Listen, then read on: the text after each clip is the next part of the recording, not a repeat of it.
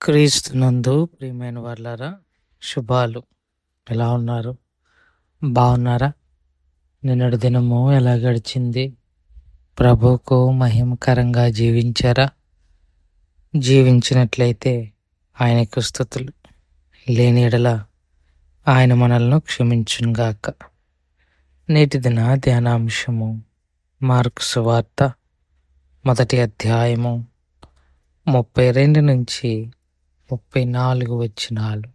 Mark సువార్త 1వ అధ్యాయం 32 నుంచి 34 వచనాలు.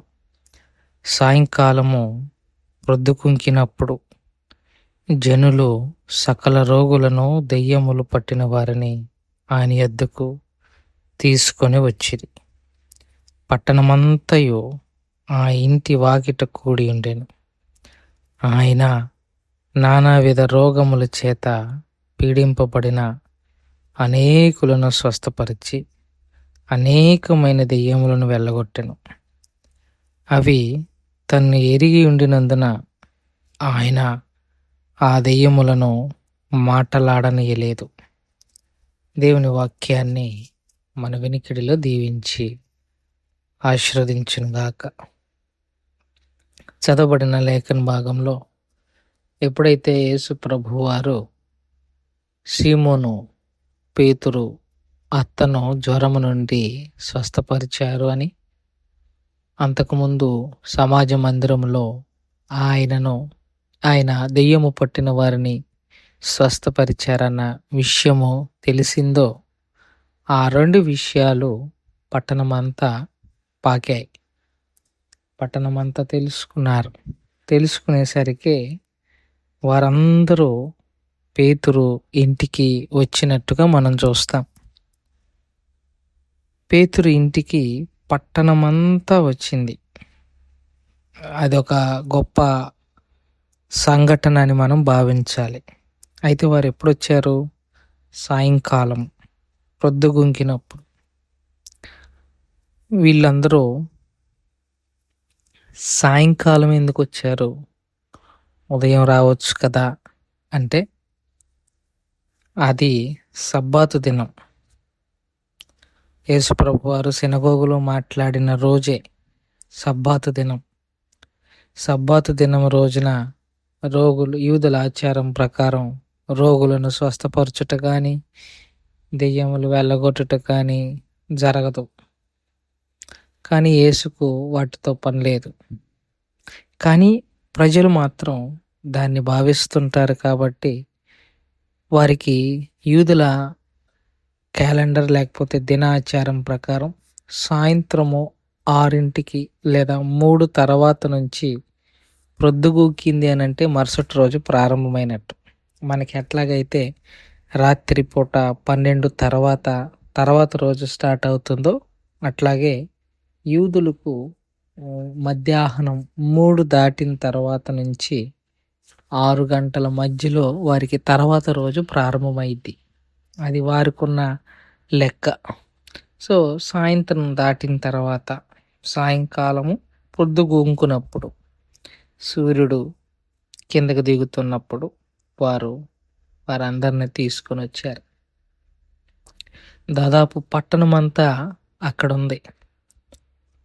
యేసు ప్రభు వారికి ఎంత ఓపిక, ఎంత దయ, ఎంత జాలో ఇక్కడ మనం చూడొచ్చు. వచ్చిన వారిని వచ్చినట్టు స్వస్థపరిచి పంపించారు ఆయన. నాకు తెలిసి ఆయన 3.5 సంవత్సరాల కాలంలో చాలా మందినే స్వస్థపరిచారు. చాలా దెయ్యాలను ఆయన వెళ్ళగొట్టినట్టుగా మనం చూస్తాం. ఒక చరిత్రకారుడు రాస్తూ ఇలా అంటాడు: యేసు ప్రభువారు భూమి మీద ఉన్న ఆ 3.5 సంవత్సరాలు, ప్రత్యేకించి పరిచర్య ప్రారంభించిన ఆ 3.5 సంవత్సరాల్లో ఇశ్రాయేలు దేశంలో దాదాపు రోగం అనేది లేదు అనే విషయాన్ని ఒక చరిత్రకారుడు తన పుస్తకంలో రాసినట్టుగా మనం చూస్తాం. దాదాపు రోగం లేదు. అన్ని రోగాలు అంటే, ఒక మాటలో చెప్పాలంటే ఆసుపత్రులు ఒకవేళ ఉంటే ఆ 3.5 సంవత్సరాలు ఆసుపత్రులు మూయబడ్డాయి. యేసుప్రభు వారి దగ్గరికి వచ్చిన వారందరూ ఆ రీతిగా స్వస్థపరచబడ్డారని చరిత్రకారుడు రాస్తాడు. చరిత్రలో ఒక అద్భుత ఆవిష్కరణ సంఘటన.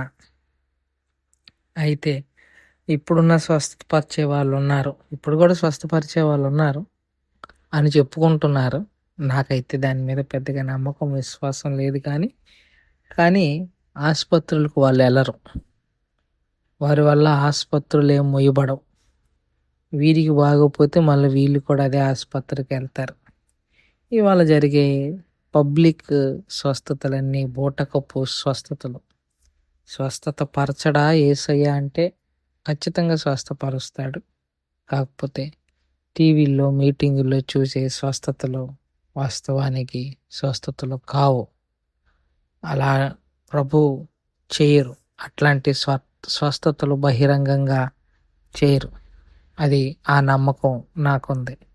ప్రభువారు విశ్వాసంతో ప్రార్థించిన వారి జీవితాల్లో ఆయన అనుకుంటే ఖచ్చితంగా స్వస్థపరుస్తాడు. దానికి పబ్లిక్ మీటింగులు, స్టేజీల మీదకి వెళ్ళి నిలబడి స్వస్థపరచబడి రావాల్సిన అవసరం లేదన్నది నా నమ్మకం, నా విశ్వాసం. సరే, అంత మాత్రమే కాదు, ఆయన అనేక దెయ్యాలను కూడా వెళ్ళగొట్టినట్టుగా మనం చూస్తాం.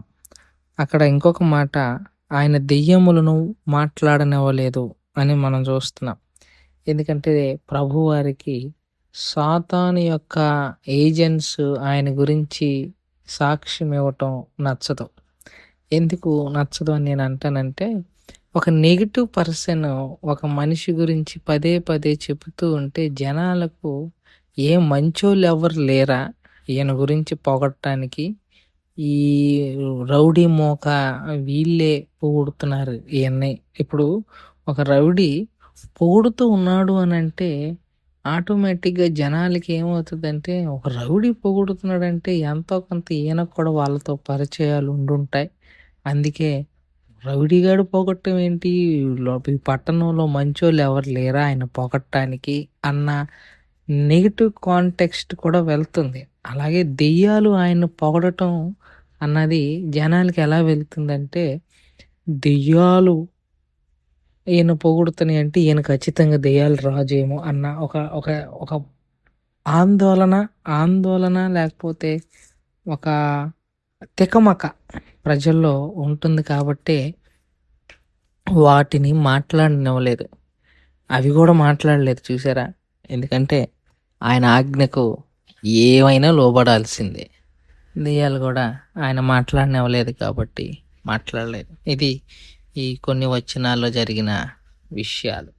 దేవుడి మాటలను దీవించి ఆశీర్వదించును గాక. ప్రార్థన చేసుకుందాం.